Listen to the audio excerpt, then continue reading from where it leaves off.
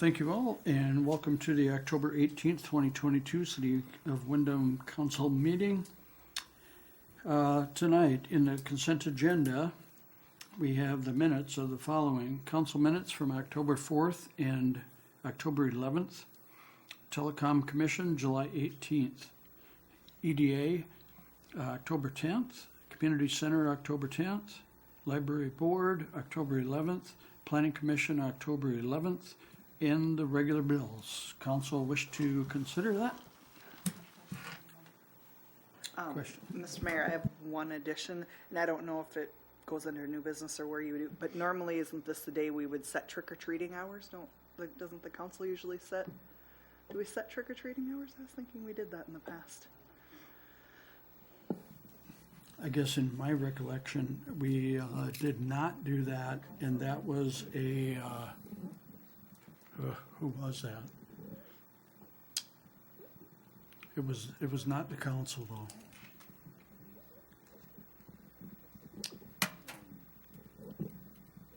Wasn't it the police department? That's what I said. Oh, I said confirm with the police department. Confirm It's what with the you police usually do department? on the hours. okay.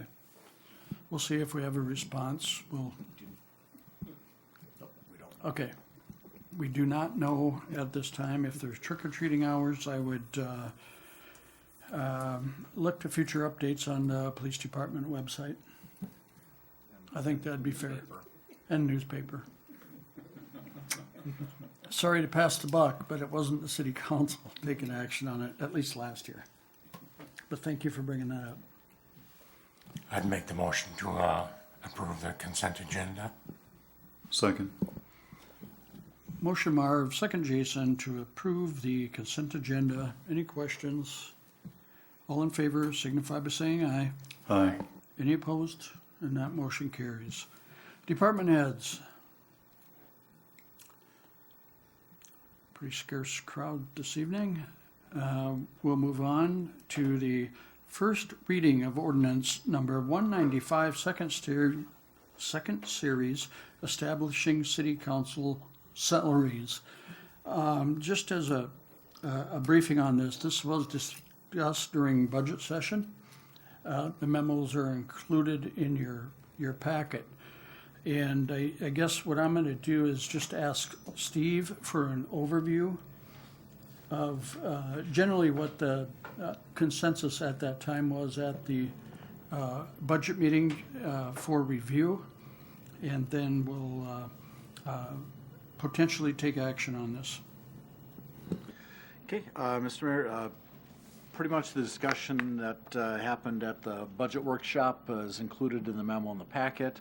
When we review the mayor and council budget in the past, we've kind of looked at council salaries from time to time, not very often. The last time the salary was set was in 2006, effective for 2007. And then when we went to all electronic packets, there was a stipend for laptops and printing, that kind of thing, that went into place in 2013. And so one of the things that I did is I collected some data from some area communities. I sent out just a blanket email to a number of communities in the area, both larger and smaller, and got 15 responses. Those responses are shared in the council packet as well. This information was reviewed at the time we did budget workshop at the last budget workshop, and the 15 communities, like I said, some are larger, some are smaller, some are right on pure communities, Redwood Falls and Jackson, Fairmont, Jackson, Laverne, St. James, etc. And so in looking at that, we just kind of looked at numbers and population, and obviously every city varies by complexity, numbers of functions, things like that. So looking at kind of the composite of all those was really kind of deemed maybe the most appropriate way to look at them. And so what this table did is kind of averaged out what's the average population, how much the average mayor made per capita, how much the average council member made per capita, and then applied that back towards Windom's population to come up with a potential number.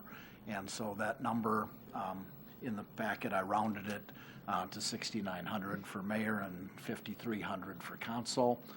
The recommendation in the memo was also to retain that electronics technology stipend, because everything we do is still electronic, and even more things are coming that way with the email communication, all the website resources and whatnot. All the forms are fillable, things like that.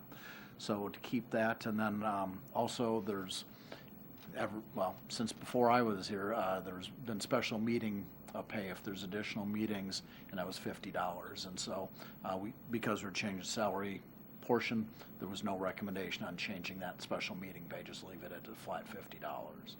And so that is what was proposed in the ordinance that was written and included in the packet. I did kind of a back and napkin financial summary on this, and so if the salaries were changed as proposed, we'd add about $8,800 to the city's budget on an annual basis. And then there was some discussion, because it had been so long, for that salary to be adjusted, because it's not popular to bring up, and it's just difficult always to fit in. One of the thoughts was to kind of maybe peg it to a general wage increase. That's what's done with Cottonwood County with the commissioners' salaries. So we're kind of mimicking what they're doing at the county and pegging it to any general wage increase to their supervisory. And so if we do that, I look back over the last 5 years, and if we applied that number to the new council proposal, it would only add about $200 a year. And that's not an individual, that's for the whole group. So it's not a real big tail on the funding impact for that. So.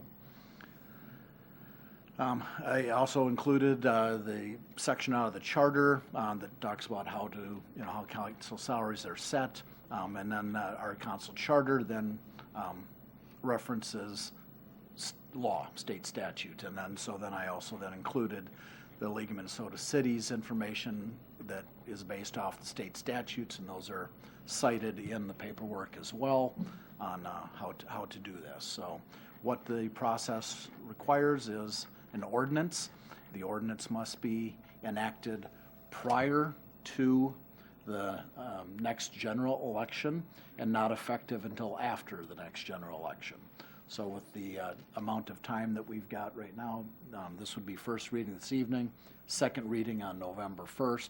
If it passes both those, general election is the 8th, and it would be effective January of 23. So that would be the process and the timeline. So, but if anybody has any other questions, I'd be more than happy to answer them at this time. I do have one question, Steve. I believe that, and I never thought of this the other night, but I believe we had an out-of-town meeting stipend.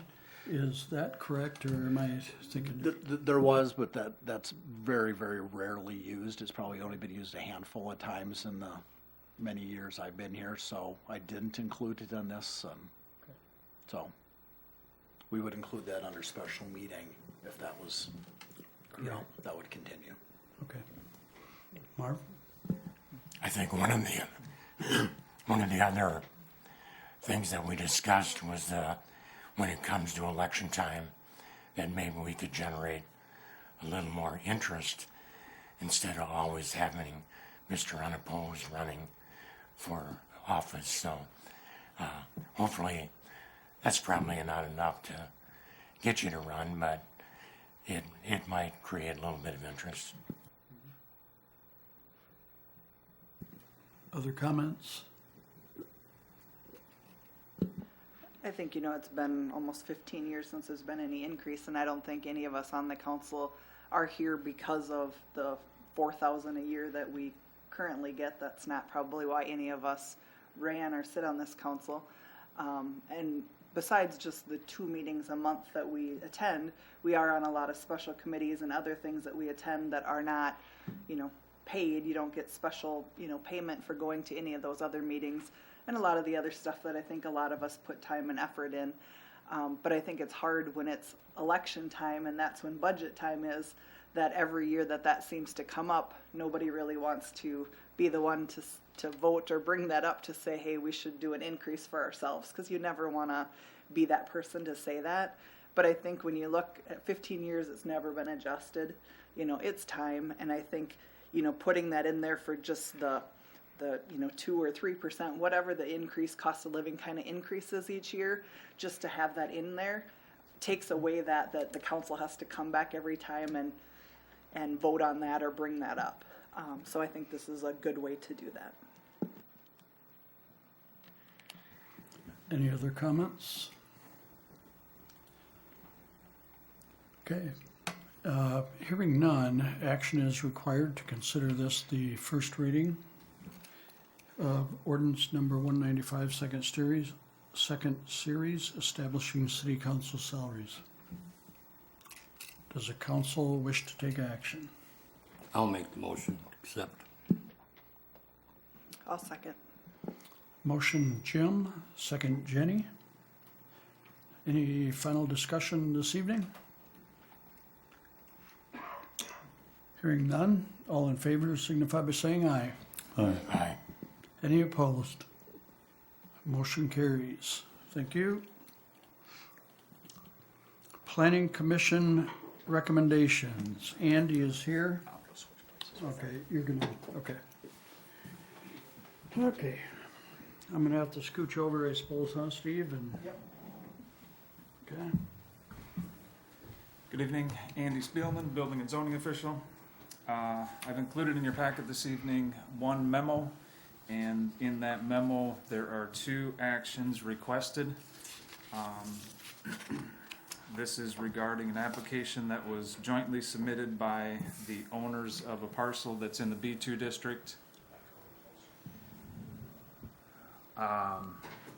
Mr. Patel, who owns the property at, 222 3rd Avenue South, which is the Red Carpet Inn property, and then also by Patrick Miller, who's proposing this minor subdivision to create a new lot. The new lot is the grassy area that's just south of the Red Carpet Inn. It's between the Red Carpet Inn and the Hardee's property. If you scroll down a little bit more, there should be an aerial included, and that is right there. So the area highlighted in blue is the current Red Carpet Inn property, and then scroll down one more maybe, and there'll be a close-up of that parcel. Yeah, right there you can see that grassy area that abuts the Hardee's parking lot. That's an area that they're proposing to create a new buildable lot for a new business in the B2 Highway Business District. Since this is creating a new parcel, it went to the Planning Commission for consideration as a minor subdivision. The next item we included was a survey from a licensed land surveyor right there. On this, the right-hand side of the page as we're looking at it is 3rd Avenue, which is the frontage road. So this does have access to the frontage road. And on that, you can see that it's a little bit hard to see because it's small print, but that distance is 84, almost 84 and a half feet north and south. Since this is the B2 zoning district, the minimum width required for a new lot is 100 feet. So the first action we're requesting of the council is to approve a variance to allow a lot that's less than the required 100 feet wide in the B2 zoning district. The reason for this is because we didn't want to create any nonconformities with any existing buildings, and specifically the Red Carpet Inn. They have a real tight rear yard. They've got a storage building in the rear yard, so it was important that we kept adequate space between that current building and the property line to access the rear yard for maintenance, snow removal, things like that. City code would require a 27-foot setback, and you can see on this survey that that is noted there. The property line to the current building is 27 feet. And then that line angles kind of northeast, and the reason for that is just to try and create as wide of lot as we can, and then it kind of puts it in a spot that doesn't interfere with the access to the Red Carpet Inn. This is entirely in the grassy area. It doesn't take any parking lot or access from Hardee's or the Red Carpet Inn property. Also noted on this survey, there's that kind of dashed area to the north. That's listed on here as an easement area. That was to be an ingress egress easement. That has went away. The owners of the red carpet have decided they don't want to do that. Instead, it's going to be written more as a lease. So it'll be a lifetime lease from the owners of the red carpet property for that portion of property to the owners of the new parcel for access, ingress, egress, things like that. That was considered at the Planning Commission meeting, but it wasn't listed as a condition to the approval. Since it was a variance, the Planning Commission did hold a public hearing at their last meeting.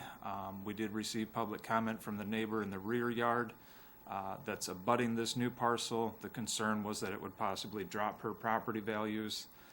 No other comments were received, and based on the fact that this is abutting the frontage road, so it's going to create a new buildable lot adjacent to the frontage road in the B2 district. We don't have to, get MnDOT access. There's already an access to this lot actually in the curb, and there are adequate utilities to serve it without any additional infrastructure being built. The Planning Commission did recommend that the council approve the variance request of creating a lot less than the required 100 feet.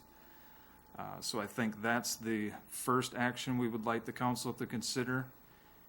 And with that, I think I would answer any questions. Any questions for Andy? I do have one, and this was at 84 feet, correct? So the variance is for 16-foot variance? Yep. The lot would be 16 feet less than required by code. I guess it is another condition I didn't mention, or not condition, but another unique feature to this lot is that the minimum depth is 120 feet and the minimum lot area for a new lot is 12,000 square feet, and we exceed both of those by a substantial amount. The lot is 200 feet deep and it's around 16,000 square feet. So with that, we feel it's more than enough space to build and get the adequate off-street parking for whatever business may choose to build there. So that's another unique characteristic of this lot that the Planning Commission considered.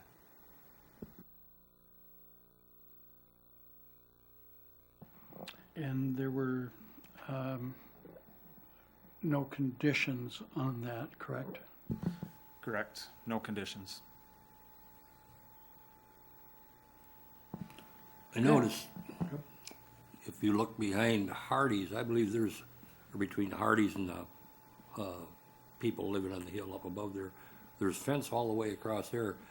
Could it possibly be a fence going the other, continuing on down? So, I mean, if she's concerned about her property value, where it wouldn't really be, you'd know it's there, but it would. Yeah, it could be, and I think that was discussed a little bit, but since we're really talking just creating a lot and not necessarily specifically a use of the property, it wasn't put as a condition. I think if in the B2 district there are screening provisions for that district and a residential zoned area, kind of depending on what's built there, there's some screening provisions for light and sound and things like that. So there's things that could come up through the building process that would require that, but the Planning Commission didn't put that as a condition for this application. Okay, so I believe that this consideration is for the request to for the minor subdivision. The first action, I think, is Are they backwards? we're asking for a variance to create, First. to allow a lot Okay, less than the Less required than 100 required feet in the 100 feet. B2 district, yeah. okay, so this is actually the second item on the agenda, which is the variance for the lot width at 240 3rd Avenue. Council wish to take action to approve. I make a motion to approve it. I'll second. Okay, motion by Jim, second by, Lisa. Any final discussion or topics? Okay. All in favor signify by saying aye. Aye. Any opposed? And that motion carries. Second item. Yes, thank you. Yeah, I see on the agenda, we have them listed backwards. In the memo, the first action that we requested was a variance, so, yep, you're right. Backwards on the agenda, I apologize for that. So the second action we're requesting then is to approve this specific minor subdivision as submitted in with the survey that was prepared by a licensed land surveyor. And again, with this, all the other department heads in the city, the utilities, the gas company, we did reach out to them. There are adequate facilities and utilities in the area, so we wouldn't need to extend any services. This is adjacent to the frontage road. There's already an access there. There's stormwater in that area as well. So with all of those things considered, the Planning Commission did recommend the council approve the minor subdivision to create this lot in the B2 zoning district. And I know there's some speculation as to what would go there, but if we create this lot, and this was discussed at the Planning Commission, because we did have the one person there at the public hearing, any permitted use that's allowed in the B2 district could then be built on this lot without any other action from the city other than issuing a building permit, as long as they meet the setbacks and it's a permitted use. So this would be a lot that could be utilized for any B2 type use. So just wanted to make that clear. Any questions?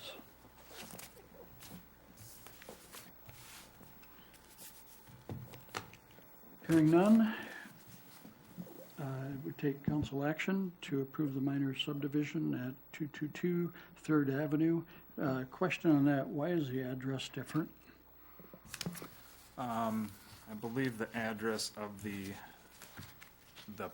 parcel that's there now is 222 3rd Avenue. The new lot that we're creating will be addressed as 240 3rd Avenue. On the application, the applicant was PJ Miller, and then the owner of the property was the Red Carpet Inn, because they currently own it, and that's the 222 3rd Avenue address. Yep. I'll make the motion to approve. Second. Okay, motion by Jim, second by Jason. Any discussion, other questions? Seeing none, all in favor signify by saying aye. Aye. Any opposed?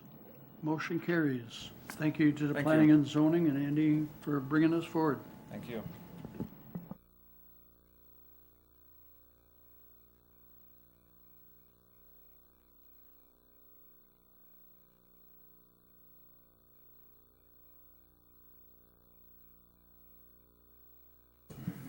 Okay.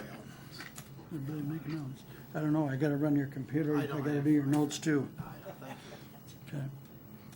Okay, this next item is an audit contract revision recommendation. I believe, as I read it, it was a letter of understanding, is how this was put together. So there was a lot of information in the packet. I don't know if Steve had a chance to talk to everybody, but it's, okay, so you didn't. So now is your opportunity, Steve, to update the council on the auditor situation. Sure. Not a whole lot to tell other than what's in the packet. Last year, you may recall that we went through RFP process to get new auditor. I think we had 5 applicants from that. It was whittled down, and we selected Schlenner winner. They came in, did a real good job with the audit. Everything got through and done real well. They had a lot of impacts left over from COVID and whatnot, with people leaving the workforce and shuffling around in the workforce. And so they sent us a letter that was attached behind the memo, basically saying that we're want to terminate our agreement with the city of Windom, not because we didn't have a good experience or with the audit, but they were just short-staffed and were one of the newer clients, and so they were kind of sticking with their old folks and asking us to terminate the agreement. We did enter into a 5-year engagement with them, and I did remind them of that, and so we went through some discussion there. Cheryl also had reached out to the other firms that we had contacted when we did the RFP, and we did also realize that the prices had gone up considerably in the last year to 18 months, and so that just put a little more wind in our sails to hold Schlenner Winter to their agreement. And so what we did is we worked with them back and forth a few times and came up with the compromise, which is suggested here, is to enter into an amendment, essentially voiding the 24 and 25 audit year, and then just acknowledging that there's going to be a little more remote work done with it. They've got a portal. Cheryl and the finance staff enjoyed the portal. It was easy to send documents back and forth, and so if they can minimize some of their travel time and whatnot, the first year was always the tough year, getting to know a new client and processes, and that was completed on site last year. So we were comfortable with them doing some additional work. Not all of it will be off-site, but probably a lion's share will be done off-site. So this is our recommendation to you. So with the contract amendment is in there, their termination request is in there, and then also our original engagement is in there. So we also did, consult other parties. City attorney. Yeah, we did talk with our city attorney, and just to make sure that we're reading the agreements the way that we could be read, and just to make sure we're clarified. We didn't want to get into a legal battle with anybody. Just time and money on both sides, and so we just clarified it from our position, and so. But I think this was a fair compromise between the parties, and so we're suggesting that we continue with Schlenner Winter, but just do it for 3 years of the engagement instead of 5, and the 3 years was one of the original options we had considered. So we're just kind of still staying true to the original RFP. So. Questions? And Jason's first. I think for the public too, right? This is abundantly rare. This is a one-off. Yeah. With being short-staffed, do they commit to getting it done timely? Well, that was one point that we kind of went around with quite a bit. So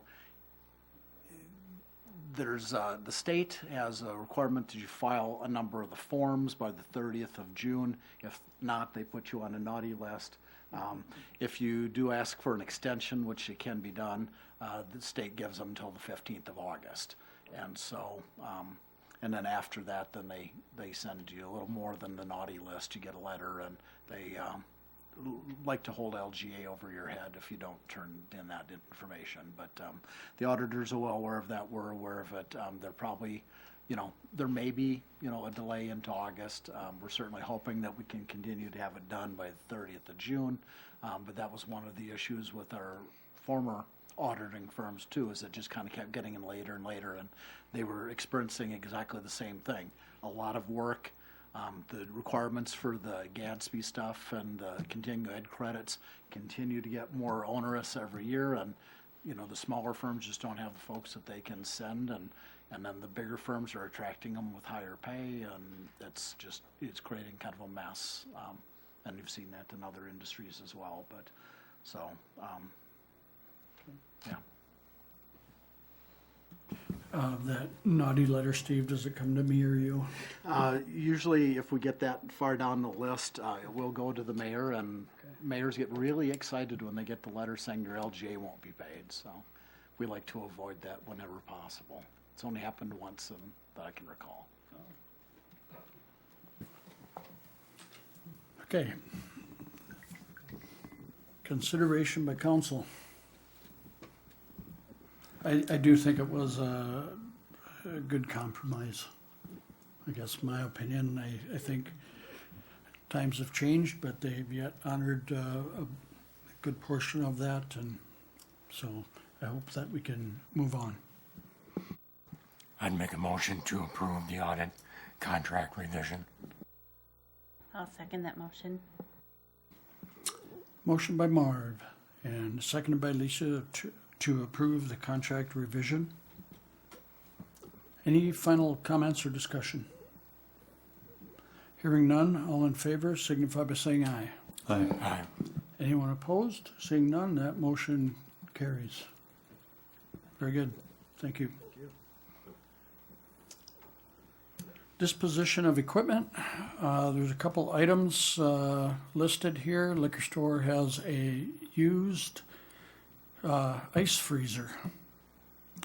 That is a used unit. Also, the community center has listed a 1999 gas oven cooking system. It is 8 burners and 2 ovens and a griddle. So I'm sure there's some entrepreneurs out there that want to get into the cooking and freezing business. So let's offer that opportunity. What's the council think?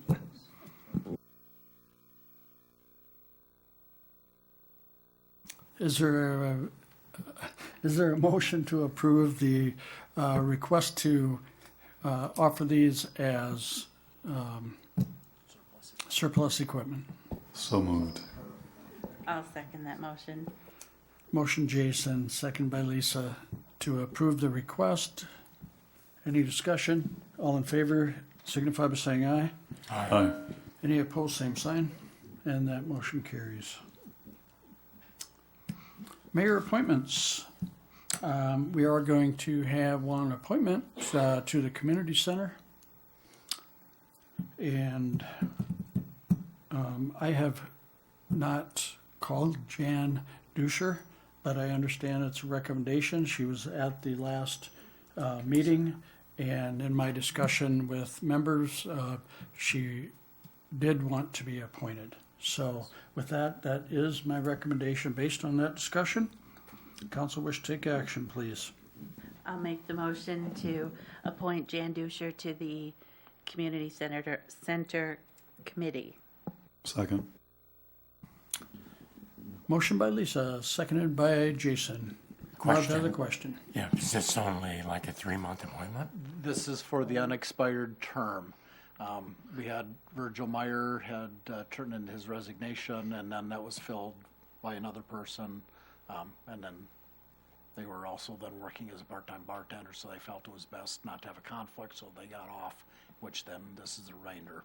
So at the end of the year, there'll be an opportunity to reappoint. This is with the intent, Jan, if you're watching tonight, that you will be reappointed the first of next year. Yeah, unless you object to that. Okay, motion's been seconded, motion's been made and seconded, and the question answers. All in favor signify by saying aye. Aye. Any opposed? Motion carries.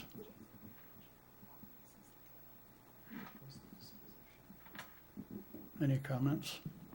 No? Okay. Okay, we are on to new business. Back up to one more mayor appointments. We're still looking for somebody for Park and Rec, actually 2. So, 2 Park and Rec and Telecom. and Telecom. And we're just squeaking by on Telecom. So we have 3 trusted members that continue to go to that to make that quorum, so. Sick last night, so we didn't have Okay. So with that, yes, Park and Rec, it's a good committee. Mr. Joyce has served us well there on that committee, and he needs off by the end of the year. Please help us out with that committee. That'd be appreciated. Okay, new business. Seeing none, we'll go to old business. And are we going to read through all this evening? And is Steve or Jenny going to take the lead on this one?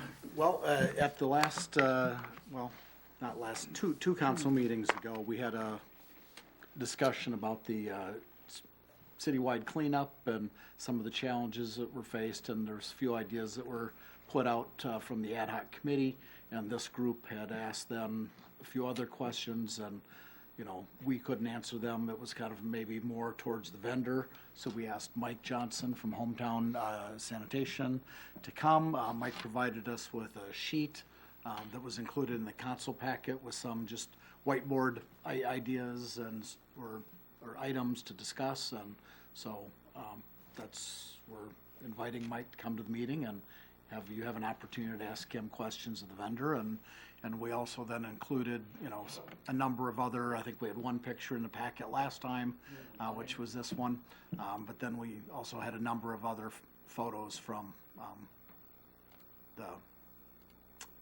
let's say, vendors of the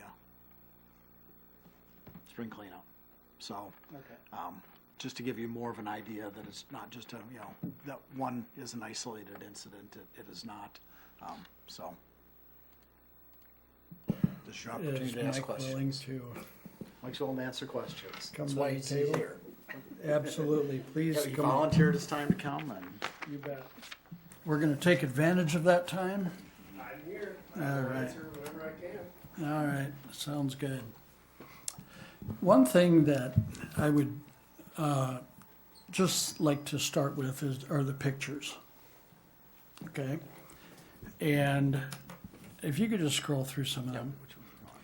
You know, I am all for people stacking things out there that is legal to take to the landfill. That's my point. I mean, our whole emphasis, I think, is on let's help clean up Windom, isn't it? I wouldn't call that stacked, though. Okay, now, with that said, I understand, like, building materials, I've seen some really evidence of that, you know, of the demo for construction materials. And that I probably don't agree with. I think that somebody remodeling their home and things probably should be taken care of in that process. But, you know, in some of this, when there's, you know, mixed items, that sort of thing, I'm worried about what happens to that stuff if it's not picked up. Okay? If it's not picked up, what happens to it? Does it stay in the garages? Does it stay in those places? Because I think, you know, we want to still help clean up Windom, provide that opportunity. And how do we do that and still meet all the expectations of a legal, you know, process to take things that the dump will allow, you know, and still do our part to clean up Windom. That's my concern, if we don't take some of this. So with that, I'm looking for an overview by Mike. I'm really after that. Okay. It's yours. Sure.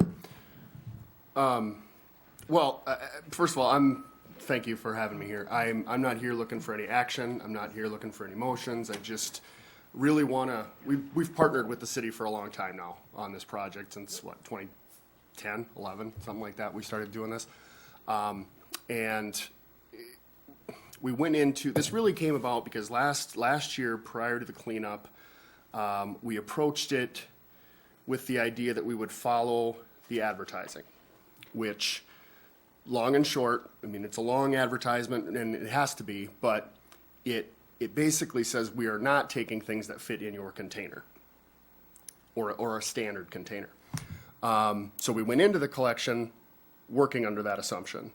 And 30 minutes into the collection, we realized if we did that, it would be a nightmare because, I mean, look. So we ended up doing things the way we always have, which again, I'm not here saying we have to change things. I'm here just to exchange ideas. So we ended up taking everything just like we have for years, although that was also met with like, well, we thought we were doing this and now we're doing this, and what are we actually doing? What is the program? What I can tell you is, to the best of my understanding, Windom is the largest community in some area that still does a cleanup in this way. St. James doesn't do it this way. Worthington is obviously at a different size, but does not do it this way. Fairmont, again, bigger, but does not do it this way. We do provide this service in other communities smaller than Windom, right? Mountain Lake does this, Darfur does this, Alpha does this, Jeffers does this, Tremont does this. But Windom is by far, you go through that list, it's the largest community still doing it this way. So I think for me, as a vendor, one of the other reasons I think I'm here is the current contract is up. So as of right now, there is no contract for next year's citywide cleanup. And so before I would propose a new contract, I would like to have some clarity from the board as far as what I'm actually bidding on. Am I bidding on the services as we have always provided them? Are we bidding on it under a new collection method? Are we bidding, as we discussed in the ad hoc committee, doing this twice a year because there may be some savings to do this in a modified way? It's hard for me to put out a bid unless I understand what I'm bidding on. And so I think that's again, it's not an emergency right this second, obviously, but we do need to kind of understand what would be expected of us as a vendor, since there has been some confusion there. And then I can do my best to make sure we serve you in the way that you desire, right? I'm, again, not here saying we have to change things. I'm here saying I want to know what we're supposed to do, what is expected of us as your vendor to provide this service to the city, and do it in a way that makes sense financially as well as socioeconomically. And I mean, like you said, clean up the town, right? I live here. I don't want the town looking terrible either. So just trying to figure out what the council would want of us, and so that we can put together a bid that makes sense for everybody. Mike, I think when we had our ad hoc meeting, there were some, concerns you expressed too for the drivers and the folks that are working there. Maybe just review those for folks if you would. Yeah, absolutely. I mean, I think the one thing about citywide cleanups, it's the most dangerous day of the year for us. It is a very long day, which, again, I'm not here to complain. These are just the facts. We have 30 or so employees. 90% of them or so work that day. The other ones being office staff or part-time staff that we don't employ that day. But half of them come from Fairmont.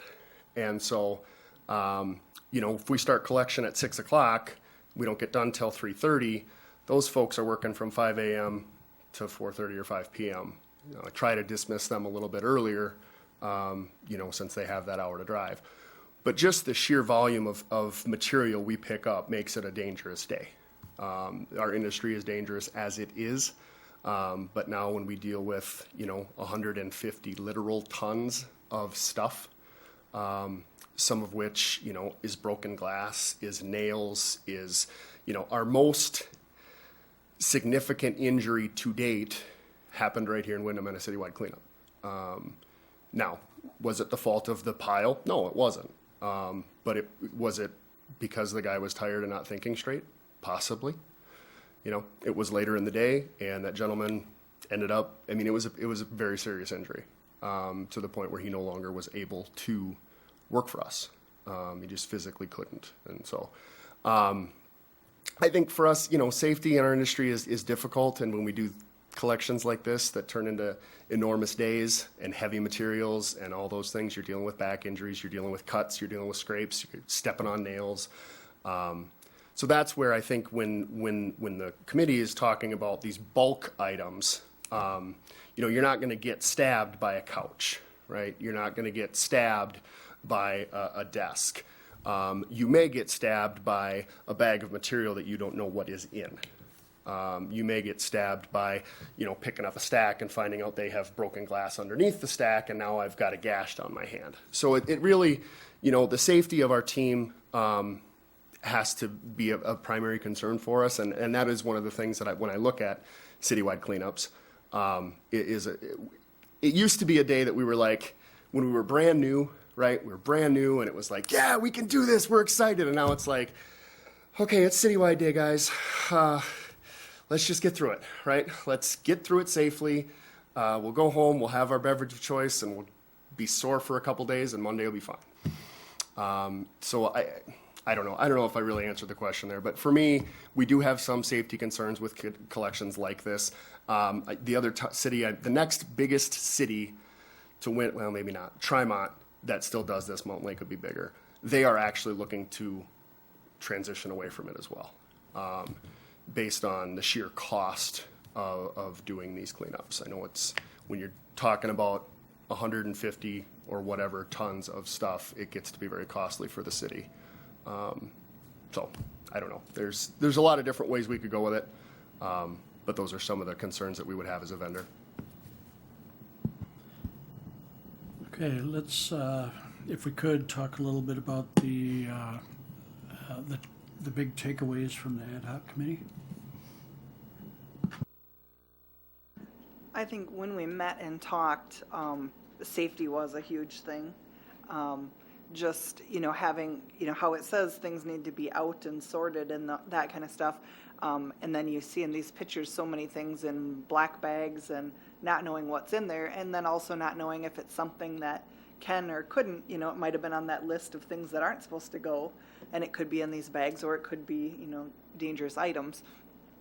Just having all these mixed things of building materials, one of the big concerns, like the mattresses that are out, and the county, comes and picks up the mattresses. Well, the mattress is out, but then all this other stuff is piled on top of that. So when the county is coming just to pick up a mattress, they're having to move all this stuff off so that they can get to the mattress, take that, and then, Hometown comes to pick up the rest of it. And, they've said there's been times where mirrors or other things are in there as they're trying to move it, and then things break, and that's, how some of this kind of stuff happens.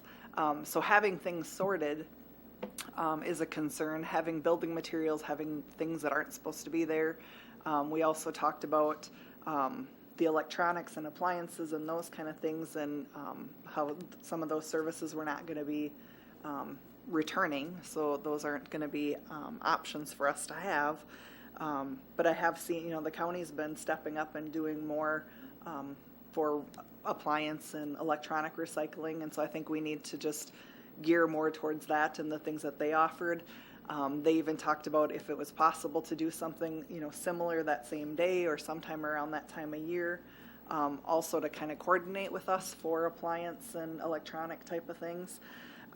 So I think, we all work together with the county landfill and with Hometown, with our citywide, would be good. We also talked about, spring, fall, those kind of things. I think the majority of feedback that I've got is people would really like to see it offered twice a year.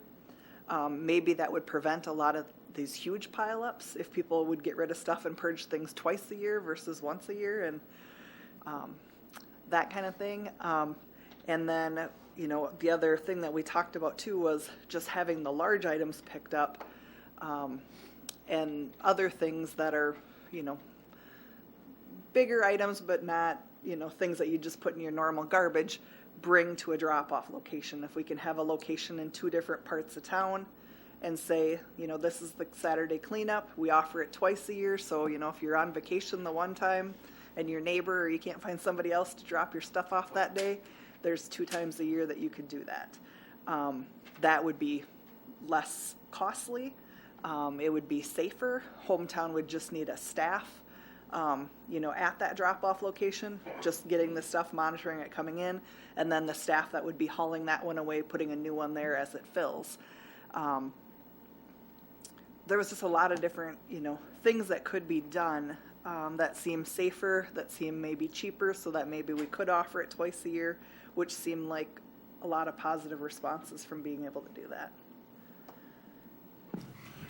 Question, a couple of them here. the drop-off locations, if a resident takes items to the drop-off location, are you thinking like dumpsters at that location, right? Who puts it in the dumpsters?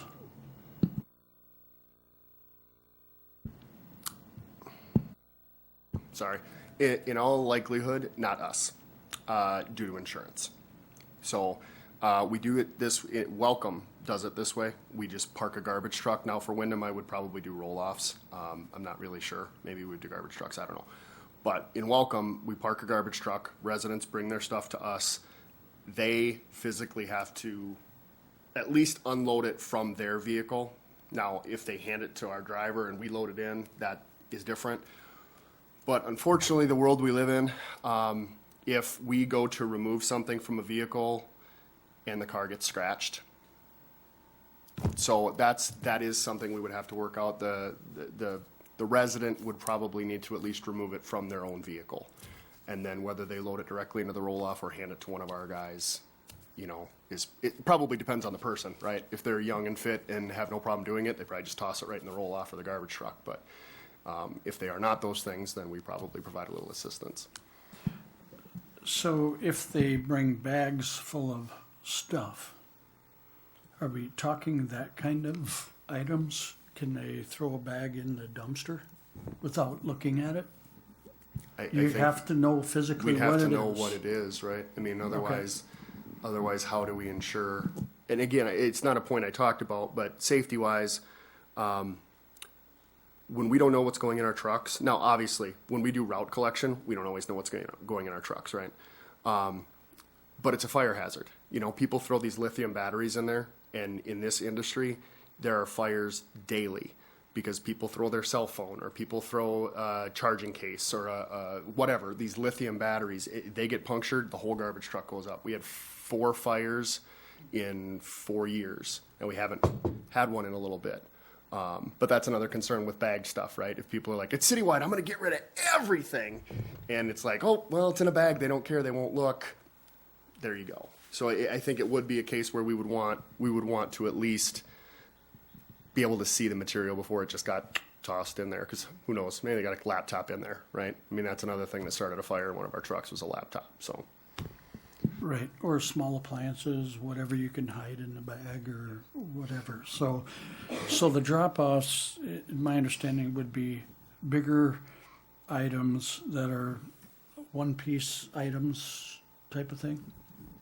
I mean, realistically, as long as it's visible, it could be smaller stuff too, right? If you bring in an open box, yep, should be just fine. We can look in it real quick. I mean, literally, it takes us 2 seconds, right? You look in the box, yep, that's all good, toss it in, no big deal. Because we don't want the things, the fuels, the batteries, the pesticides. Paint, yep. Paint. Tires, yeah, all that stuff. The stuff that should be on the list, you cannot bring here. Okay, understand.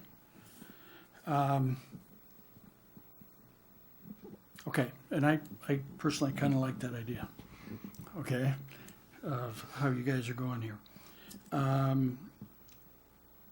So you would still, I mean, that could be the one time a year, is that what I'm hearing?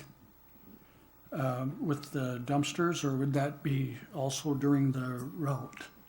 Yeah, we had talked about if that could be a twice a year, spring and fall, have where you would drop off at those locations in combination with bulk items. So only the couches, the big things like that would be on your curb, spring and fall. And then in combination with that, spring and fall would be that one Saturday that you can drop stuff off at those places if the budget allows, depending on how the contract goes. But that's what we're hoping, is because you think of how much they're lifting and how much stuff that they're hauling in that one day throughout the whole town. And if they only do the really big things on your curb and everything else, everybody else is bringing to them, that should significantly cut it, that we're hoping to be able to offer it twice and, work it out. And hopefully the county will work at the same time so that we call it like the triple stop, because you would have your big stuff at the curb, dump it in a dumpster, and then go out to the landfill for like your chemicals, paints, and so on.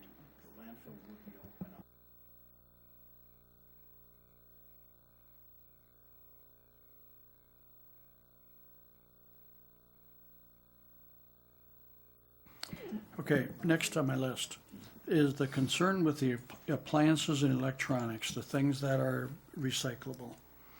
And how were you thinking about that? Is that any thoughts? The vendors that we had, I can answer that one, because the vendors that we had last year they're not providing that service anymore for pickup on the curb. It just, when things come out on the curb, the scrappers and other folks are taking them, so it's not worth the vendor's time to drive around town and pick them up, so they're not doing that anymore. So electronics recycling and appliance recycling are the services that you can either do them at the landfill, or we're working with the county to see if we could do, as Councilmember Farag pointed out, the kind of triple stop thing. Maybe it's down at the fairgrounds like they do currently for their recycling events. So if we could get that coordinated, or at least have that as the reference, hey, it's not happening this weekend, but next month on this date, here's that service. But it is always available at the landfill. But curbside, we're just not going to have that as an option. And I feel like we really need to get that across, because you will notice that people will have TVs, microwaves, they will sit out there for weeks after the collection because they didn't go buy a tag to have it picked up. And so there needs to be something to stop that from happening. Somehow we need to relay it, some sort of a message that it's not going to be allowed to do that anymore. And my question to that, I think in the past, it seems like nobody really knows what they can put out and what they can't put out, which I don't know why it would be. Maybe the city's going to have to send with their utility bills a list of things that can be and can't be and where to, and maybe Jenny and Lisa could make them lists up and post them and whatever. well, I We, know, we advertise the heck out of it and have a very long ad, and that was part of the problem that we identified, is the ad is too long. People just aren't reading through it all, and that's part of the issue. And how do you combat that? That was a tough answer for us as well. in my understanding with the appliances, there was a lot of metal putting out there, and you have scrappers going around, okay? First of all, I'm kind of two-sided on this, because what is bad if it actually goes to a scrap iron yard? I think that's good. It's recycling this stuff, isn't it? If it goes to a scrapper and goes out of town, I'd say that's great. But I'm just, But I guess, I'm just wondering if there was a consideration to, okay, the appliances. Did we sell like tags or something for them, Steve? I can't remember on that. Depends on the year. When scrap metal doesn't have a lot of value, then there's a fairly significant charge to it. The last couple of years, scrap metal's been high, so the vendors did not charge for that tag. We did have them get a tag from us so that the vendors knew where to go to get that appliance. But they drive out to that particular property to get the appliance, and the appliance was gone. So they've wasted their time and their fuel to go out and get it, which is part of the reason they're not redoing it. And as far as getting to your answer, what's wrong with having someone else pick it up? They can. But if nobody does come out and pick it up, now it's sitting on your curb for an inordinate amount of time, and then, the building and zoning department's got to send a nasty letter. So if during these same times, and this is just a thought, is if the scrappers or recyclers are willing to put not a dumpster, but a flatbed or whatever, some type of unit at a location, they'd be willing to take it right? If somebody dropped it at a location, wouldn't they come there and pick it up? The problem with that is, how are you gonna get bigger stuff there? If I have a stove to drop off, how am I gonna get it there? It won't fit in my car.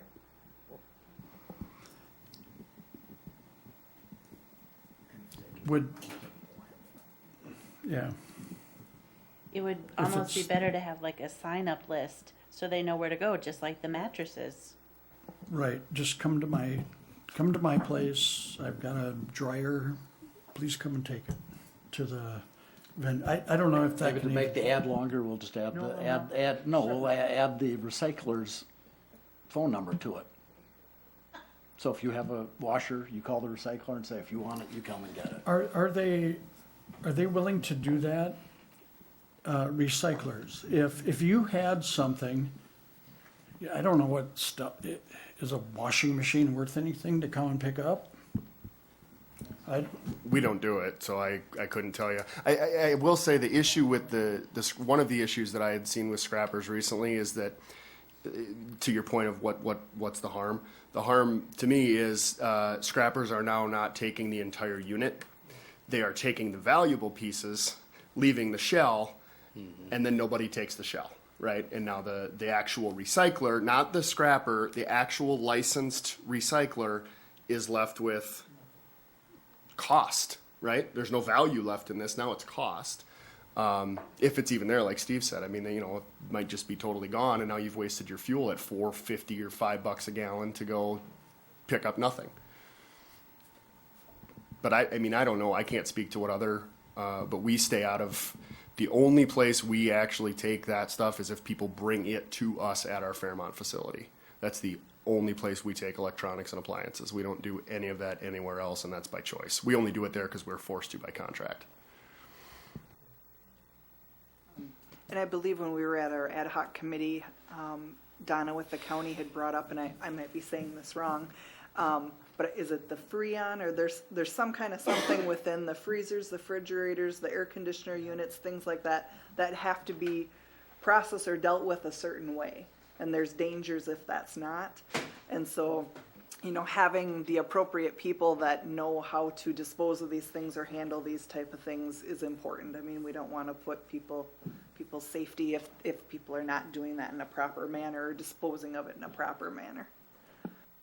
So the best alternative for appliances seems to me then is we have a county landfill that is 4 miles northwest of town, bring the appliances out there. Right. Or if the county has a recycling event in the community, which we had talked to them, and they said they were open to doing that maybe a couple times a year. Sounds good to me. Takes care of that. Kind of. Well, You'll still get some, Mike, but When it comes to like refrigerant and everything out of freezers, air conditioners, humidifiers, whatever, if you do it wrong, and here comes the EPA gonna come looking at you. But that's what's happening to the ozone, they say. and of course we have to consider there are some people that just are not able to bring anything out themselves. Yeah, so we have to maybe have some avenue for them. Yeah, and that is maybe the hardest nut to crack out of the whole thing, right? Because we do, I think, all understand we live in a community. There are people that just don't have the access, resources, family, whatever it might be, to get materials places. And what programs are available to help those people? I mean, we're not going into people's houses to yank a stove out of the basement, but maybe some young entrepreneurial 18-year-old could take that up under their belt for a senior project. I don't know, because you're right. That is an avenue that people need help with, and I just don't have the manpower to do it. A lot of times in situations like that, the vendor that gives you the new stove will take the old one. Same with the washer and the dryer. They'll remove it, especially in an instance where the person can't deal with it. Just another thought on picture number 1 there. I don't think this citywide cleanup is the solution for picture number 1. I will tell you, without the intent of throwing anyone under the bus, half of this material or more came from someone that does not live in this community. okay? There were names on the boxes, there were names on the mail. It was not from a gentleman that lived here. And so we took it, but again, then that's where we get back into this, are we checking IDs when people do drop-offs, or what does the city want us to do? I mean, I think it makes sense to do that. And Welcome, when I've seen them do that, they don't do it every year, but Welcome's a small enough community, I think, that a lot of the people that are on the council there recognize if you live in town or not. There's 700 people in Welcome. Obviously, it's a little different here probably, but yeah, that is one of those, like that. I remember that I did that house. It filled up half a truck with 3 of us. We were there for 45 minutes, and at least half of it was from a non-Windom resident. Another question I had was glass. Is that even an item that you would take? I mean, I guess it depends on what form, right? Windows especially, I guess. Windows, is what- I would consider windows a building material. So I would say we should not be taking them. However, we do. A mirror, we do take, right? The problem, when they're all in one piece, we have no issues, right? It's when people come up, I've watched, and it's not everybody, obviously, but I've seen people come out of their home with a laundry basket full of stuff and just dump it out on the yard. I've seen scrappers or pickers or whatever you want, shoppers, whatever you want to call them, pick stuff up and just toss it over here. Well, if it lands on a mirror, now that mirror's in 300 pieces, right? And now we have been instructed not to pick up broken glass, but you also feel, as someone who does these cleanups, not just watches and points and says, do this, you feel really terrible when you leave a house and there's glass in the road, right? Like, I know the city told me not to pick this up, but God, somebody's going to drive over this, or somebody's dog's going to walk here, and so it's like, do we pick it up all the time? No, we can't. There's not every time, because every house you had something. But you feel crappy leaving, when you're like, well, some kid, some dog, some whatever, flat tire, flat dog foot, whatever it might be, something's going to happen here that we don't like. I'd prefer to not deal with glass. The glass would be a drop-off only item, but again, I'm not here to set rules or demand change. I'm here to see how we work together as a partnership to continue providing the service to the community as best we can. I do think glass has to be a drop-off only. That's dangerous stuff. Okay. We would appreciate that, I could tell you. Yeah. Well, I think, I really appreciate this discussion, and you've mostly changed my mind. And I think that's for the better, but I'm worried about still our nuisance ordinance, and I'm looking at Andy. Is it gonna make it worse? Andy's shaking his head no. Okay. Because I think those are kind of different issues, right? I think well, first of all, I think the first year is going to be a challenge, right? Anytime you deal with any kind of change, you have to be prepared for kickback, whether that's me as a business owner, you guys as people in power. That first year is going to be a challenge. However, I think you will also see, once people get that they can't abuse it, you'll see them find ways to get rid of it. I mean, you can go buy a bag at Hy-Vee for like $3.50. It's $3.50. There's your bag. You just toss it out. You don't have to wait for May, right? So I think the first year is going to be tough, but other communities do it. That's the other thing, right? We're not reinventing the wheel. Other communities do. St. James, if I remember correctly, and we have never provided the service to St. James, but I've heard horror stories from different city administrators there. They did roll-offs for years if waste remembered to show up. They went to a curbside program one year, and I want to say their bill was like $80,000. I mean, it was, and I could be wrong, but it was, the city administrator could not, I mean, their hair was on fire, right? It was truck after truck after truck after truck. People had just mountains, and they went, we're done with this. We're going back to roll-offs. This is not what the program's supposed to be. So I think, like you say, year one, if this is a change the council decides to make, year one, we will have to work together to make sure we get all the advertising out there, whether it's utility bills, citizen, shopper, KDOM, whatever it might be. We can put things in our bills that doesn't hit everybody, but it hits a lot. We can put notes on recycling cans maybe, because guess what? Now we have that. So that would hit everybody. And then we just have to just kind of brace for it, you know? I mean, I guess my objective here is, how do we serve? We're not going to keep everybody happy. So how do we serve the masses? There's going to be the 5 to 8 to 12% or whatever it is that's like, I was on vacation, or I'm elderly, my kids aren't here, or whatever the case may be.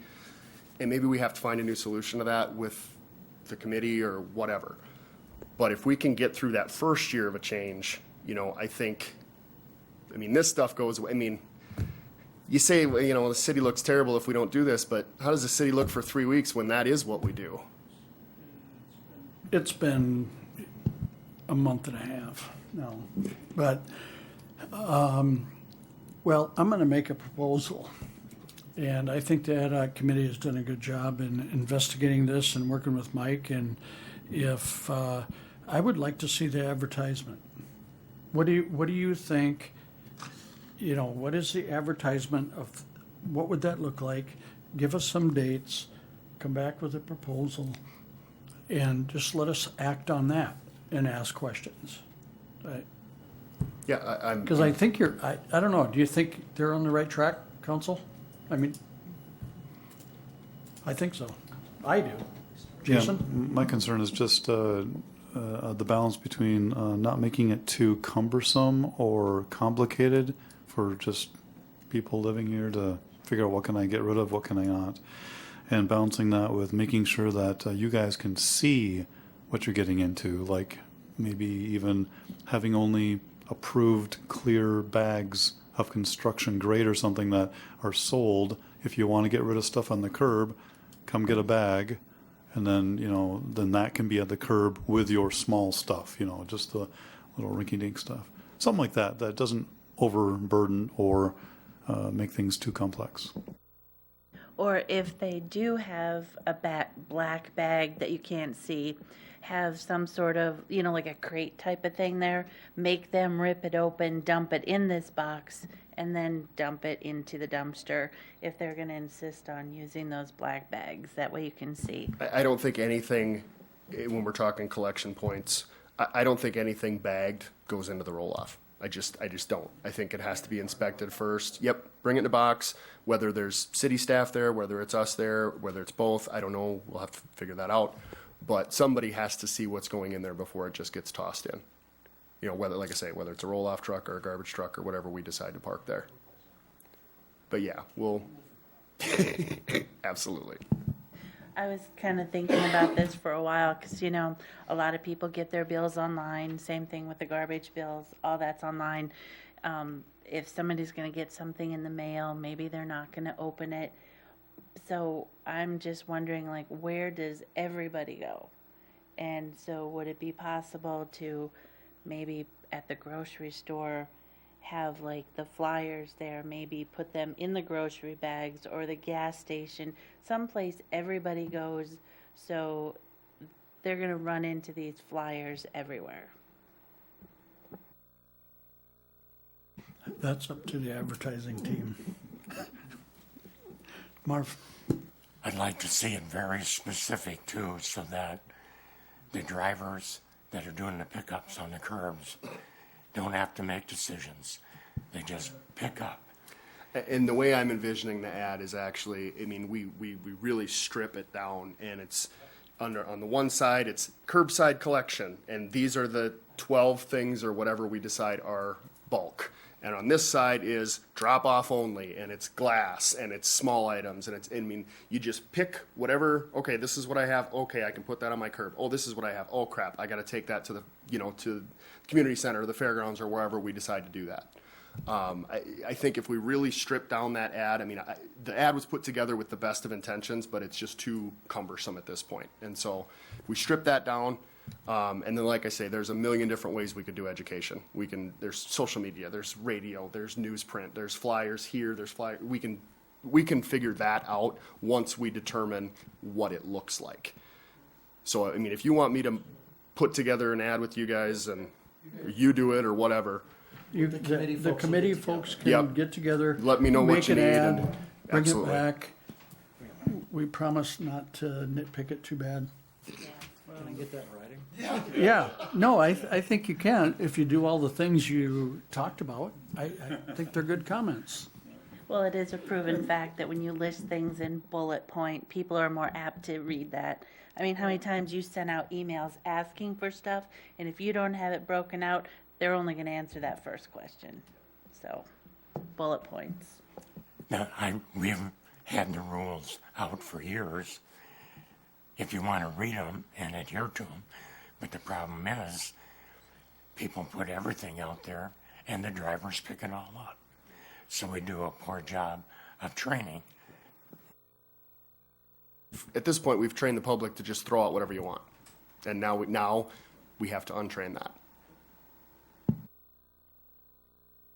Okay, I think we're good on this topic. Mike, thank you very much for coming tonight.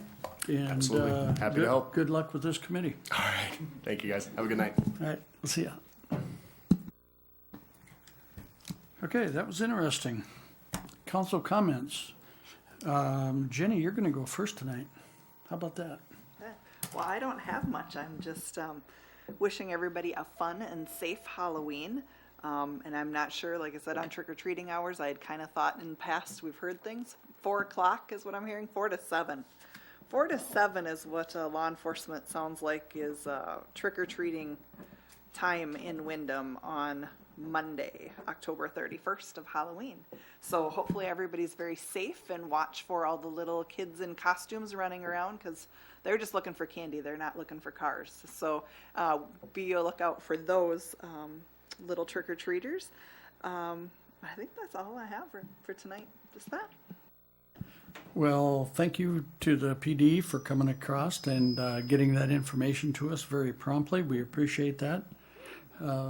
Lisa? I guess I am just going to say I want to thank all the people that are out there supporting our Windom Eagles in whatever sports, whether it be volleyball, football, and cross country, and our new soccer programs. I think the kids really appreciate it, and it's really important to keep supporting them. Thank you. Jim? I don't really have anything, I don't think. I think we've covered everything pretty well. Other than get involved, Dominic needs help on his committees, and he could sure use some help there. That's going to do it for us, Jim. Everybody listen to Jim Nelson. Marv? When I looked at tonight's agenda, I was thinking this was going to be record-setting, and then citywide cleanup discussion happened. So, Jason? We're sorry we dumped that on you. It's a lot of trash talk. Hey, I hope everyone has a great week, and thanks for being such a strong community. Very good. Steve? Steve is not going to entertain anything tonight. All right. That sounds good. That's a wrap from City Council chambers this evening. Meeting adjourned by unanimous consent.